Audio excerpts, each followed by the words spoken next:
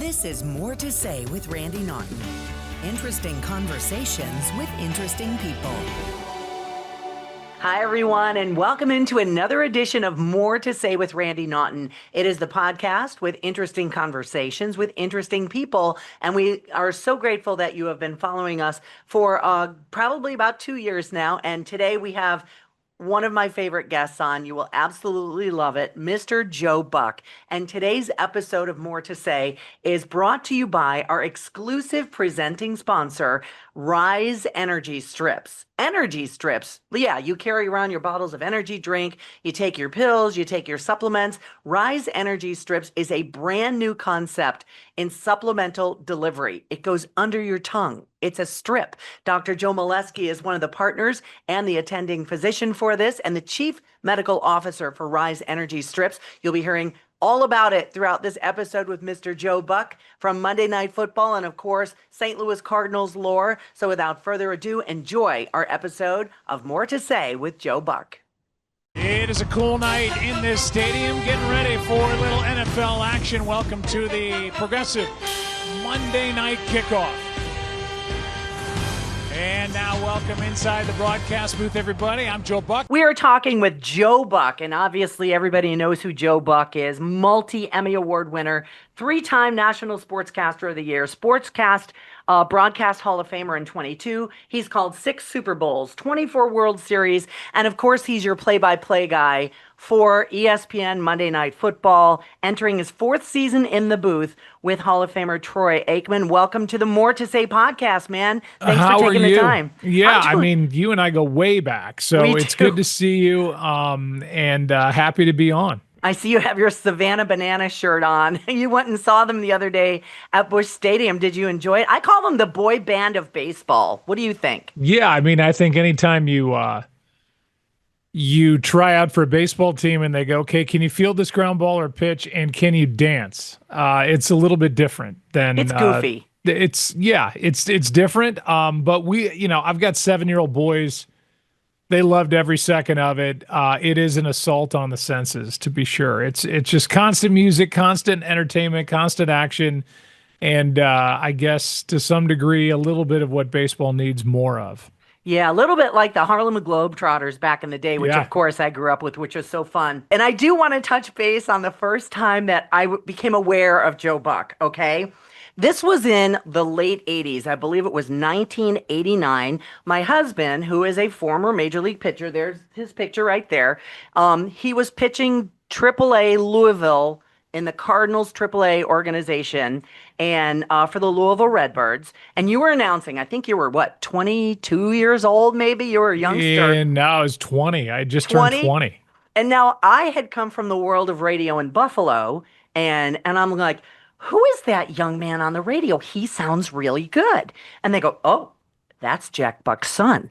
And me, growing up watching the Yankees and the Toronto Blue Jays, being in Western New York, I said, and don't kill me, who's Jack Buck? Yeah, of course. What? No, that's Jack Buck. I go, well, if that young man keeps at it, he could have a really good career. So I was foreshadowing your whole existence, Joe. Yeah, well, I believe me, I didn't feel that way. I was just struggling every day. I was also the traveling secretary on that team, so I didn't know that. Wow. And wasn't Ted Simmons the GM at the time? Yeah, maybe the minor league player development guy.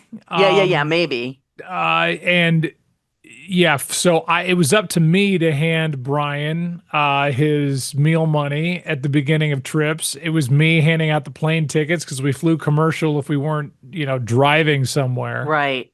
And it was a lot for somebody that started that season at 19 and it was 20 for the majority of it. It's just kind of crazy, now that I've got 29 and 26-year-old girls, thinking back to how I was as a 20-year-old, kind of handling all that, learning how to broadcast, working with a great guy named Jim Kelch, but having a ball. I mean, I kind of miss the purity of that time, at least in my career. Yeah, well, now obviously you are at ESPN and you're on Monday Night Football, an iconic franchise, of course. But I do want to kind of backtrack. You talked about how you have grown girls in your family, but also you and your wife, Michelle Beisner Buck, of course, who you met on the NFL beat. You have your 7-year-old boys, Blake and Wyatt. And I see things on social media, not only with your account, but with your sister, Julie, and Michelle's account as well. Those boys not only adorable, with the little signature buck chin dimple, they are whirling dervishes and they Yeah. are all boys. So how do you compare raising girls to raising boys, especially at your age now? Yeah, no, there's so many factors.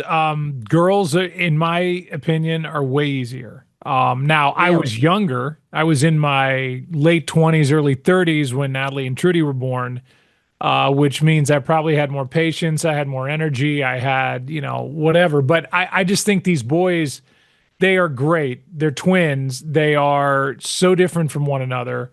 One is all athlete, big, strong. The other one's getting bigger and stronger, but he's like kind of a dance freak Oh, uh, cool. in the best possible way. And he's, going to like performing arts camps and they want him to be around more. They think he's got real potential. So he took after mom. I hopefully Blake, my big one, took after me. And it's been a great hectic, tiring 7 years that they've been on the earth, and I cannot imagine not having them. It's been a blessing to everybody in the family.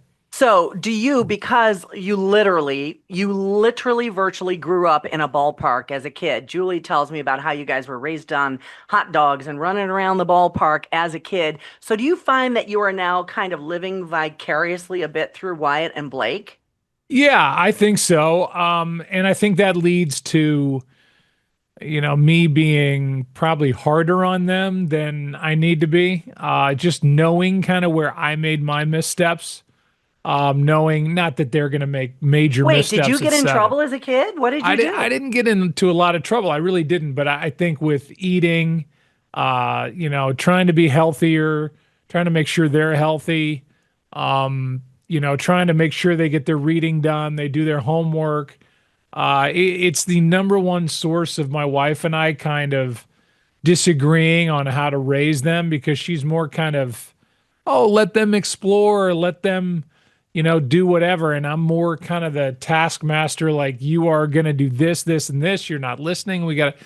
So it's kind of a meeting of two different styles that I'm sure that's no different than most Right. parents around the country. But yeah, it's been a test, but it's been great. That's awesome. Well, they are adorable. And if you want to follow on social media, they're literally bouncing off the walls. They're cracking me up every time I see them. So, I'm having fun watching them. And now let's talk about your summer.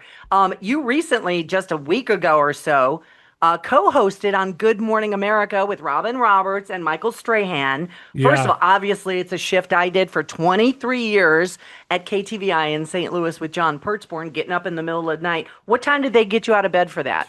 Yeah, I mean, I probably got up at 4:30, Oh, which I was right across the street from the studio, my right. hotel in New York, and it was 3 days, and it's a pretty well scripted show. They Yeah. were really helpful to me and kind of giving me. I had a producer to myself, and she was amazing, just kind of walking me through the mechanics of throwing to each other, even though you're 1 inch away, and to come out of a Right. piece and be like, okay, thanks for that, Michelle. Let's go to Robin. And, there are steps in there that seemed kind of illogical to me instead of Robin just coming out of the piece and going into her, whatever she was setting up.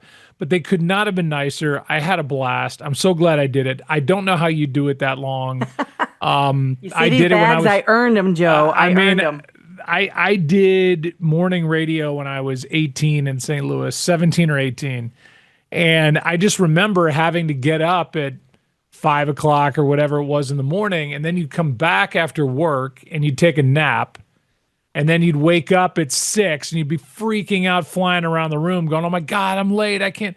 And then it's 6 p.m. and not 6 a.m. Like it completely Oh my God. flipped everything. And so for you, I take my hat off, because to be on and ready in the morning, to be cheerful and bright and, focused, is really different than the kind of broadcasting I've done my entire life. Yeah, and it definitely takes a toll, but I will say that, my daughter's 32 now. It was the best shift for a working mom, because I went to every practice, I went to every parent teacher thingy, I went to everything. But getting back to your appearance on GMA, it is live, and you had a live moment. You had a burrito blowout. What happened? Yes.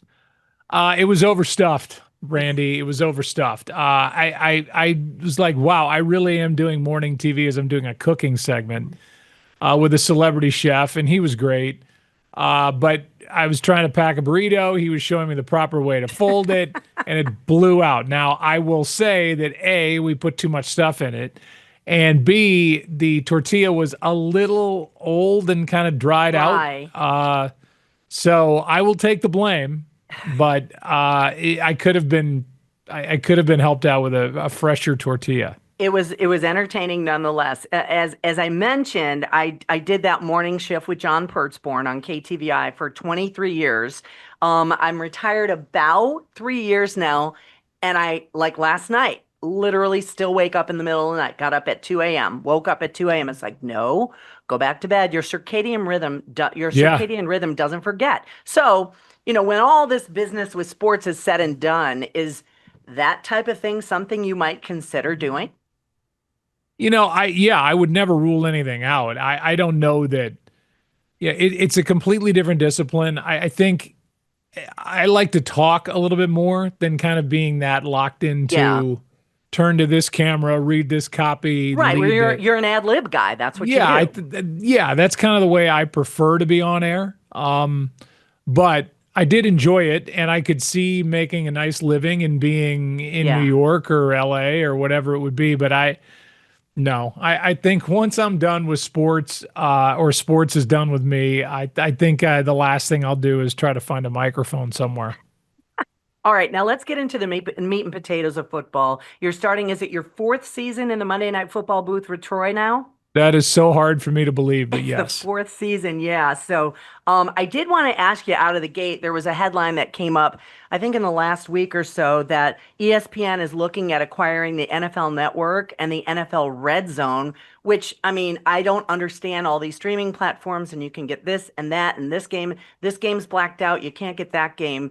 What can you tell us about that? Do they let you know anything about acquisitions like that, or does your job just stay the same? Yeah, I've got a boss named Jimmy Pitaro. Believe me, he's not calling me, telling me about deals. I think maybe at Fox I had earned that after 28 years, that they might have said, hey, here's what we're doing, here's how this affects you, I think is kind of what you really want to know. But it's not, I don't know anything more than you do. I know what I've read. And I think it'd be amazing for ESPN to have it. I think if for no other reason than for the Red Zone, which is, both my daughters watch the Red Zone. Both my daughters play fantasy football. It's a necessary tool for it.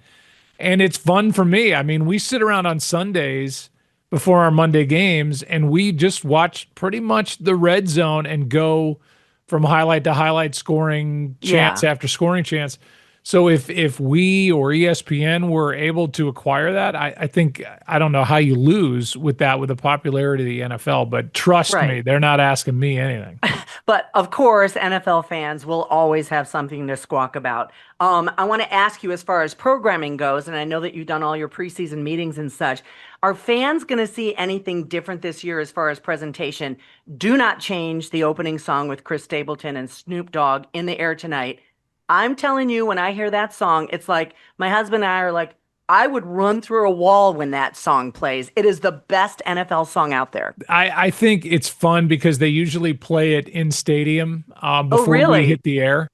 And when Phil Collins does the drum fill of dun, dun, dun, dun, dun, dun, you just look around the stadium and everybody's doing air drums. Everybody's doing air drums. Yeah, so you know that Steve Ackles, who's our producer, whose idea that was, hit it right with that song. So I love it too, and it gets me fired up, and then it leads Good. into dun dun dun dun, Love which it. then I get to follow that. I'm so I don't excited. I don't think there's going to be any. The big change was last year with the different kickoff rules.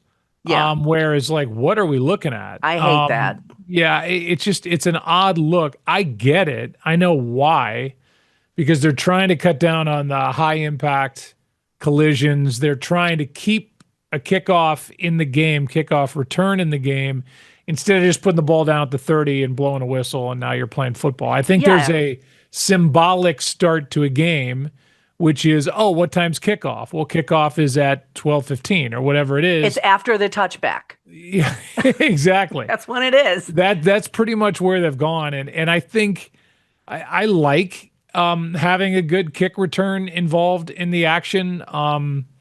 And they've moved that now 5 yards more, so you get penalized as opposed to kickers just blasting it out of the end of the end zone. So I think the coverage is going to be about the same. I think the game's going to look the same as it did last year, but last year took a little while to get used to. Yeah, and of course, this year, Jason Kelsey, who is also on Monday Night Football as a special correspondent, he's no longer a rookie in the broadcast realm anymore. Anything new coming up for him that you know of? Like over the summer, Jason appeared in public in a Speedo. Anything we can, 'cause- and Yeah. I know he was with no shirt in Buffalo. He was wearing the Buffalo, the water buffalo hat. He was going crazy everywhere he went. He's unique and a wonderful guy and Yeah. somebody that I think gets it. He's kind of game for whatever they throw at him. I mean, I'm sure he's got his limits, but he hosted a late night show last year, which I got Right. to go on. I think he's a really talented person. He's a Hall of Fame player and is an entertainer and somebody who just wants to be.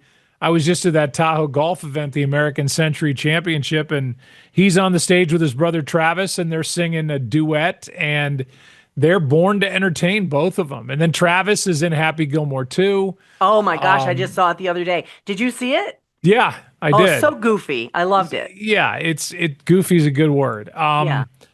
But yeah, I don't know that there's going to be anything where like, hey, this year he's going to be hanging off the Liberty Bell at the top of some building see and it. or what. I just think he's one of those guys that just kind of is game for whatever and is good TV. I'm so glad we hired him. I recruited him when he was deciding between Fox, NBC, CBS, and ESPN, and I'm thankful he came to us. Oh, me too. He is entertaining. All right, we're going to talk more football right now, especially you and what you do. What do you do to get ready for a season? I know you go to a different city every week and you talk about what you do and watch the Red Zone on Sundays to see what's going on around the league. But game by game, do you do a deep dive in the off season on rosters, acquisitions, trades, division, things like that? Or do you kind of take it game by game, or is it Both. combined? Yeah, I do both because I feel like there's so much movement in the NFL. The offseason is still vitally important. I don't go, okay, that was my last game and now I'm just going to shut down. Like you have to stay up on it every day so that you're not playing catch up once the season starts. Yeah. And I think, for a me, lot. it's a lot of movement. It's a lot of information. It's a lot of trying to remember, from head coach on down, like who's where this year. How is it different? And so you have to stay up, I think, every day. Otherwise, I just kind of get a little overwhelmed. So Yeah. but each game is its own chapter of my year. So if I leave a Monday night game, I've got all the articles written that have been written about the two teams I'm going to do the next Monday night waiting for me. So I'll get on the plane and just start plowing through that and start looking at specifics of the game they just played, how they won or how they lost, why, who got hurt, what the major topics are. And it's just a lot of reading. It's a lot of reading and then putting down. There's like this great open book test every Monday night for me where I have put name, number, height, weight, college, years in the NFL, all the stats, everything in a box for each guy. And I've got, offense on the bottom, defense coming down, flip it over. It's the reverse for the other two sides of the ball for each team. And it's just like this massive, overwhelming document of information that I've done myself.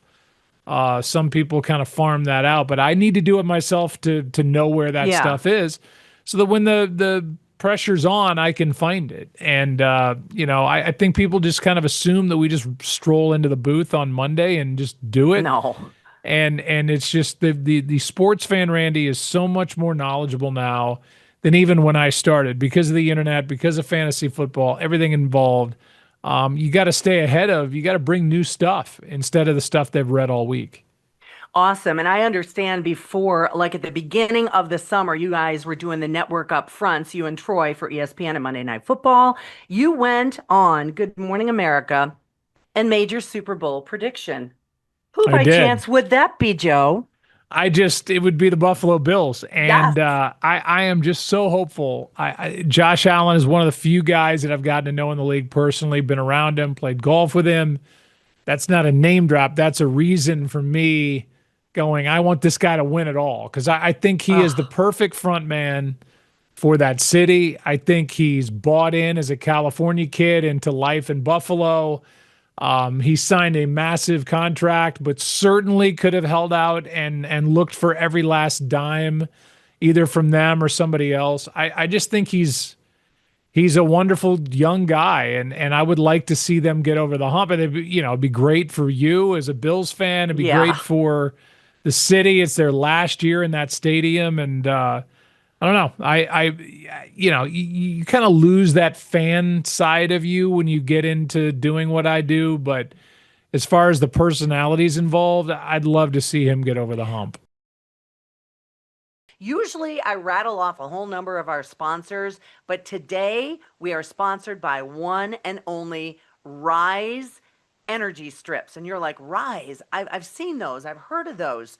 Riize. I've seen them on TikTok. I've seen them all over Instagram. Yeah, that's what we're talking about. And today we are going to be talking to one of the partners and the chief medical officer with Riize health strips, with the energy strips. And this is Dr. Joe Molesky. And you're like, I know that guy. He's the one from STL Medical Weight Loss. But Dr. Molesky has now partnered with the folks at Riize Energy Strips, and he's going to tell us all about it. Thanks for joining me today on the More to Say podcast.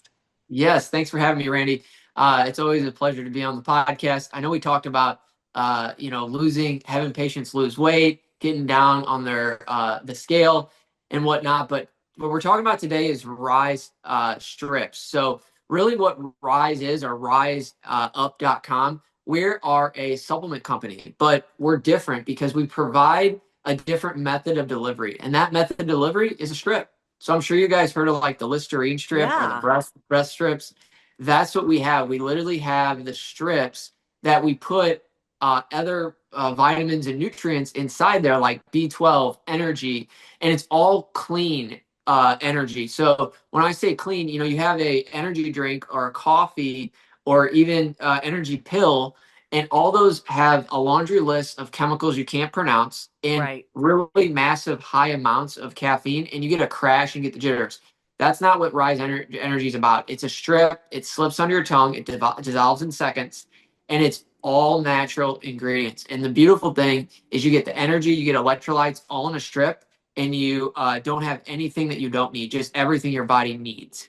So for anybody who's listening to you and you're saying Riize Energy, it's not Riise, it's Riize, Riize Energy. We make it reasonably priced compared to some of the pill versions, or just Right. figure out how much a Starbucks coffee or an energy drink costs. I mean, those are $5, $6 a piece. So we make it reasonable. We make it convenient. We make it for you. I mean, Yeah. you talk about something that's so conveniently priced. I mean, to me, I see people trying this left and right. So it's really Oh, yeah. cool. And it is Yes. Riize, riseup.com, if you want to get in on this latest craze in supplement delivery system.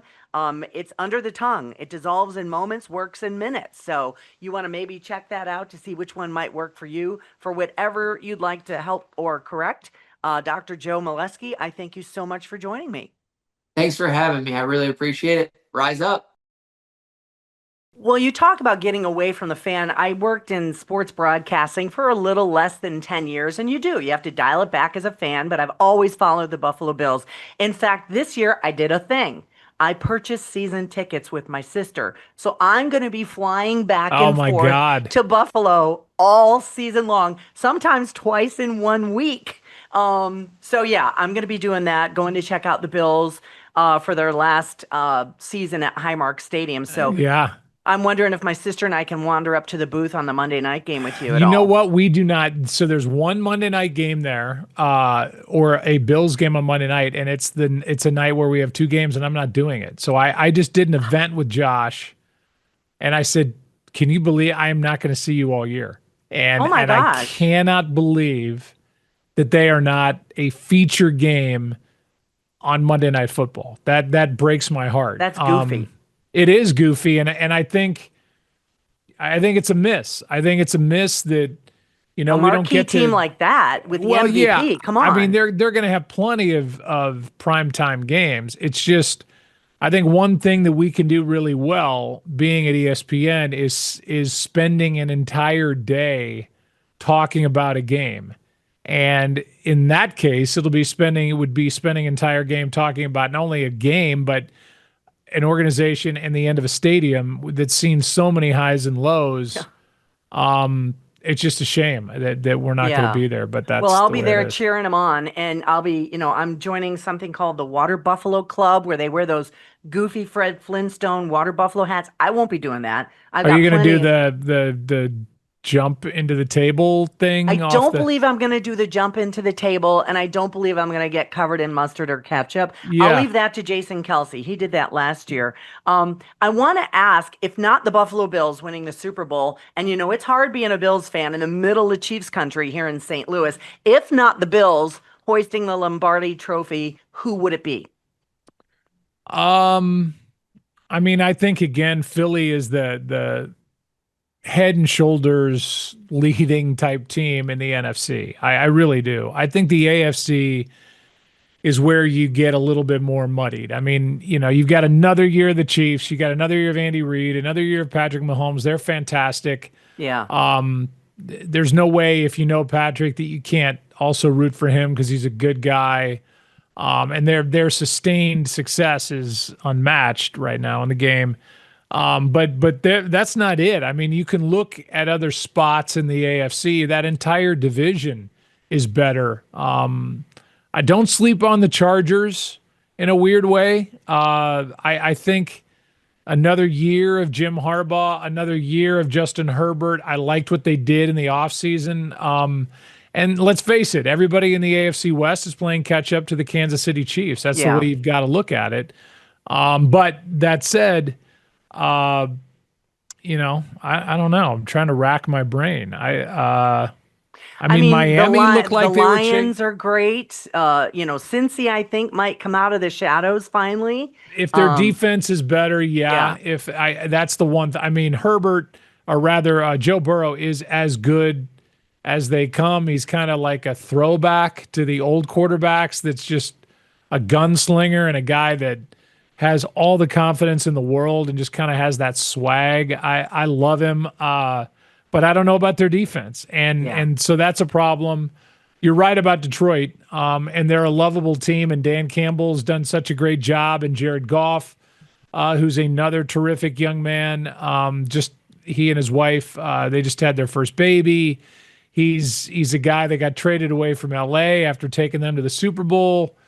So he's an easy guy to root for. I think you're right. I think it's Philly, Detroit, Washington should be good again, and maybe Chicago. I don't know. I mean, does Minnesota take a step back with Sam Darnold now in Seattle, and they're going with, in essence, a rookie quarterback and J.J. McCarthy? I think the fun thing about the NFL, Randy, is that we just don't know who's going to be the team that's going to come up and surprise everybody. Is it Atlanta with Michael Penix Jr.? Right. Is it? You don't know, and that's the fun of it. Major League Baseball is in a time now where it's like, okay, the Dodgers are always going to be in it, the Yankees, the Red Sox, the Mets, the Phillies. kind of these upper tier teams that are able to just throw money at every problem. And there's 5, 6 teams at the most that you go, okay, they should win the World Series. And that's it. The NFL is more wide open. And I think that's a good thing. And that's the funny thing where you mentioned about all the moves and all, you named a bunch of players and teams. I'm like, oh yeah, they moved there. And my thing is with all of the yapping, the preseason yapping going on and the 7 hours up until kickoff and everyone's blah, blah. My philosophy, snap the damn ball and let's see what happens. Okay. Yeah. Let's just play the game. Absolutely. And then we make a big deal about our schedule. And there have been years where the schedule comes out in May and we're like, oh my God, we got the greatest schedule. And you're one injury away or one team just falling on its face away from going, oh my God, we got to do that game. When in the beginning of the season, when the schedule came out, you're like, oh my God, I can't wait to do that game.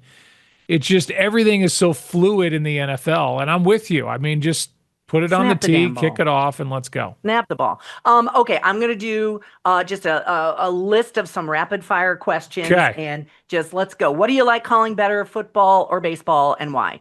Game 7 of a World Series is the most fun just because it's been an entire month after 6 months of a baseball season. And a Game 7 comes down to 1 or 2 moments where a team wins or loses a world championship. There's just nothing like it. Is there another sport that you would like to call and be just as good at that you haven't done? No, I've done basketball, college basketball. I've done golf. I have no desire to do anything else other than right now the NFL. Cool. Love it. For a while, your Twitter profile or X, whatever they call it, it said, it's true, I hate your team. Basically, like, yeah, Joe Buck's a homer. I said, I don't hate any team except yours. Exactly. That was it. So, but you changed it for this year. I checked it out before we started yapping. So because every game you broadcast, you get hammered online. So how do you handle the trolls? You just don't care about it. I mean, unless one of the trolls is the guy signing my check. Exactly. It doesn't matter. And you can't win that game. You cannot win that game. No, you can't. Okay. Do you have any pregame rituals or superstitions going into the booth? Like, do you wear lucky socks or do the kids give you artwork or something like that? Actually, it's those two things combined. I have like 3 pairs of socks that are on a rotation that have my boys' pictures, their heads on them. I had no idea. How about that? Better to be lucky than good. Yes. Okay. Here's what bit of advice did your dad, the legendary Jack Buck, ever give you that you take into the booth every game, no matter what sport you're calling? 2 things. Don't criticize officials or umpires. I mean, you can do it to a degree, but then stop because they're not trying to make mistakes. And kind of the same with the players. Unless you feel like you could make that play 10 times out of 10, realize how hard it is and broadcast accordingly. There you go. Okay. Do people text you while you're in the booth during the game? Oh, yeah. Does your phone blow up? Yes. Oh, I got to hear. What's some of the most random ones? You don't have to name names. Well, I will name a name in that during the World Series one year, Eddie Vedder texted me that he and Bruce Springsteen were watching and they wanted me to say a certain word for them, which I did. What was the word? I have it was realistic. It was not. That's hilarious. Like I would do that with other friends and they're like, say octopus. And it's like, no. And you worked it into the broadcast. Yeah. When I was doing local, like Cardinal stuff, if I couldn't get it in like to some sentence at the end of the inning, I'd be like, and so after the end of 4 innings, Cardinals lead the Pirates 5-2 octopus. And then they'd owe me $20. Okay. That's awesome. Well, that led me to my next question. What was the most unexpected DM you've received? So it was probably that one, or is there something else? No, I'm not a big DM guy. Okay. Well, I wish I had somebody, but I don't. What's the weirdest thing you've ever heard in your earpiece during a game? Did someone belch or swear or fall down or? Swearing is that's normal. Constant. So the fact that it doesn't go through my head and out of my mouth is a miracle. So when it does, then I will be able to call it a career. What is the favorite call you've ever made in any game in any sport? Probably my dad's. We'll see you tomorrow night when I redid it for the 2011 Game 6 David Freese home run to center field. bumps of goose every time I see Yeah. that video. It's crazy, man. What is the broadcast moment that you would like to go back and redo if you could? Probably And that's Randy Moss and me saying that's disgusting with him mooning the crowd, then rubbing his butt on the goalpost. It was probably over the top on my end, so to speak. But he got fined. I get stuff on Twitter, and he and I become friends, so oh, nobody good. really cares anymore. Okay. All right. I mentioned John Pertzborn and myself. We worked for 23 years on the air together on the morning show at KTVI. You know, he calls me his work wife. I call him my work husband. Believe me, it was not without dust ups and arguments and animosity, but we know when the light goes on, we're just the best of morning buds. Do you and Troy Aikman super get along, or have you ever had any like tense moments where you had to kind of dial it in and go back on the air? Because if you're working together, you'll have disagreements. Yeah, and it's a high pressure situation, and the answer, honest to God, on my kids, thankfully, no. I think but you really have to work at that relationship. You cannot take things for granted, and you almost have to work at it like a marriage. You say work wife Yeah. or work Yeah. husband. If you don't put an effort into it, it's not going to work. And so it's funny. You guys were together 23 years. This will be my 24th with Troy. So it's been a long run. It's been a fun run. We're basically the same age. We're both girl dads. Both had two daughters that are about the same age. It's pretty crazy that here we are in 2025 and we're still going forward. That's adorable. Okay, what's your go-to booth snack? What must be there? We're both big almond guys. We like kind of Healthy. the blue diamond, I think, is Yeah, the smoked almonds. yeah, smoked, but then the people get creative. We've got like habanero and lime and cockroach flavored and all these different ones. Is like it's every one. I'm like, can we just have the salted ones? Just Because give me I'm the going to be almonds. choking on the other ones. Okay, Al Michaels is famous for his halftime food, steak and potato, no veggies ever. Legendary Al Michaels. What is your must-have halftime meal? I work with Troy, who's got the body fat of a hummingbird, and he's always like worried about, I need grilled chicken. And then for a while, it was like chicken. No, I don't eat chicken anymore. I want salmon. And I'm just like, will you just give me a cookie, something that I can put in my stomach that's going to kill the hunger pang. But me eating a huge dinner at halftime is Yeah, that's you'd dumb. need a nap. Yeah, then I'm lethargic for the second half. So I'll have something really quick and then kind of go back to work. All right, so you've done your share of acting. We've seen you in some roles here and there. In fact, when I was watching F is for Family, I had no idea you were the coach of the voice of the coach. Yeah, I had I- like 6 different characters in that. That was one of my favorite series. It was so much fun to watch. So if you were depicted in a movie, if someone were to play Joe Buck, who would that actor be? Jeff Daniels.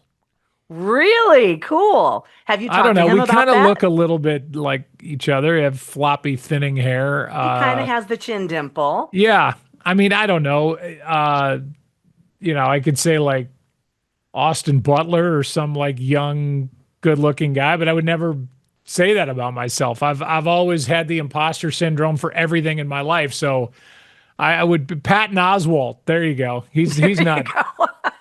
I could see that. Yeah. You mentioned your daughters, and Natalie, we know, is also in the acting world. I know that she's kind of getting more and more roles. Where is she now? Is she going to be appearing on anything we'll be seeing soon? That's a great question. She is auditioning constantly. She was in the Ham, Your Friends and Neighbors show opposite a big scene with Olivia Munn. Currently, as you and I talk right now, she's on a vacation with Olivia Munn. Olivia invited her on a girls' trip, which is really cool. Oh, wow. That she's friends, and hopefully that not only leads to a very beautiful and loving friendship, but more future work opportunities if Olivia is in a position to help. But yeah, she's just auditioning. Got a call back for a Carolyn Bessette, the Yeah. JFK Jr. wife role that she did not get, but she's getting a lot more looks meaning a lot more opportunities to be seen in auditions, but nothing's clicked beyond your friends and Well, neighbors it's a yet. lot of hard work. Okay, my last question in my rapid fire. And finally, since you are picking the reigning NFL MVP Josh Allen and the Buffalo Bills to hoist the Lombardi Trophy and take it all home this year, a very important question for Western New York and Buffalo Bills fans. When you're eating chicken wings, ranch or blue cheese? Answer carefully. I don't know what's traditional. I don't like ranch dressing. I'm Blue sorry. cheese all the way, baby. That's Oh, what you good. do in Western New Yeah, York. no, I'm a blue cheese fan in every Good. way, shape, or form. Ranch, I had a bad experience. I'm old enough to remember when ranch came out. It was like, oh my God, Hidden Valley has this new dressing. It's called ranch, and I had it Now at it's school, everywhere. and I threw up after eating it at school, and I've never had ranch since. It makes me gag. So now that you've said blue cheese and picked the Bills to win the Super Bowl, you have now endeared yourself to legions of Bills I Mafia. did That not is know awesome. that it was like blue cheese or Oh yeah, die. that's the only way. Like sometimes they have in the stands if they're playing the Chiefs, they'd go, Patrick Mahomes has ranch on his wings. Basically, it's a dig. You don't do that. You just Wow. don't. You just Yeah, don't no. do that. No, I'm glad I came down on the right side of that, but I didn't know which one it was. No, So, you're still good in my book, Joe. You're still okay, all good. good. Well, I'm glad my prediction of your successful career came to fruition all those years ago when I made it in the late 80s. So I'm glad you're making ends meet and doing well for yourself. So Yeah, that's no, heartening. it's good. And for you, I'm glad you're a Bill season ticket holder. Yeah, Where are your well, seats? they're on the Bills side between the 40 and 50-yard line in the upper 200 section. So, So does they this still give have you those. entree into the new stadium? Yeah, well, my sister is the season ticket holder, so she did buy PSLs for the next year. So we're gonna see how this goes. So, we're gonna see how this season goes. And You can get a winter place in Buffalo. Why wouldn't you? It's so pleasant up there. you know what? I love snow. I grew up in it. I learned how to drive in it. I'm out in it every day when it snows. I will shovel your driveway. I love it so much. Okay, Seriously, I'm gonna I'm a hold you snow to that. girl. My husband is not. He hates snow. He likes the warm. He's a Midwest guy all the way. So, but to his credit, he did get his butt out of bed a number of times when there was a lot of snow on the ground to Well, get my he's like a butt to work. rugged guy. I mean, he was a rugged. Look at him behind you with he's staring in. He's. Let me Is tell that you, Cleveland? Who's that? this was for the Cleveland Indians, and when you look at him, he is still at his playing weight, and you could still see him, and He he could still fit looks in like, that. yeah, yeah. Does he still got have a mustache? No, the mustache is gone. And we still have all the equipment in the basement. But if you look at him, he's still jacked. He still looks like an athlete. Yeah. So He I was always, for me, at that point we talked about 1989. He was like a grizzled veteran and I was somebody's son. And he could not have been nicer. So he's been always consistently great to me. and we're going on 38 years. So there we go. We're going strong, which is But they great. put the over under at 39. So you got one Okay. more to go before Very the good. over wins. Yeah. Well, Joe, I cannot thank you enough for taking the time today. It's been great. I can't wait to watch you on Monday Night Football, hear that song by Chris Stapleton, and I'm just so jazzed for football season. I can't wait. And I'm just so grateful you took the time. Thank you so Of much. course. And It's have a great good to time with your talk to you. boys. I know. Yeah, Well, I don't- got to pick him up from camp here in the next 20 minutes. So wish me luck. Joe, can I trouble you for one question? Yes. One question only, because you guys are two legends. So it was cool to hear you guys. I mean, I look up to you for like what we do here and inspiration for local guys. Well, thank you. And speaking of local guys, I just wanted to know like if you cross paths with a childhood friend of mine, 10 years player in the NFL from Bonne Terre, Missouri, Will Compton. Oh. He's bussing with the boys, host with Taylor Yeah. Lewan. Have you guys crossed Yeah. paths? That's my Not question. really. I mean, didn't I know. did plenty of his games. Exactly. You've called for him. Yeah. Okay. And a great guy. And I'm glad, somebody like him has got something to do like that. But I mean, tell him anytime he needs me, I'm here for him. That means the world. Thank you very That's much. nice. He's a good All man. right, Joe, get out the door. You got boys to pick up. All right, guys. All Thank right, you. Thanks so much. See ya. Bye-bye. Bye. And that's going to do it for another edition of More to Say with Randy Naughton. Thank you so much for joining us. I hope you were able to get a little bit of an insight into Joe Buck's life and what it's like for him, not only here with his family in St. Louis, but on the road with Monday Night Football, Troy Aikman, and ESPN. So good stuff from Joe, and I thank him so much for taking the time. The NFL season is starting here in a week or so. I'm so excited. Of course, the Buffalo Bills are my team. I've got season tickets, so yeah, I'm going to be going back and forth, which is great. And of course, we would love to thank our exclusive presenting sponsor for this particular episode, Riize Energy Strips. It is an amazing new supplement delivery concept where they literally go under your tongue and activate in minutes. So you need to check it out at riseup.com. You see that on TikTok, you see it on Amazon. It's going to be available in Walmart and pretty much everywhere else. So thank you to Dr. Joe Molesky and Riize Energy Strips for sponsoring the exclusive presenting sponsor of this particular More to Say podcast.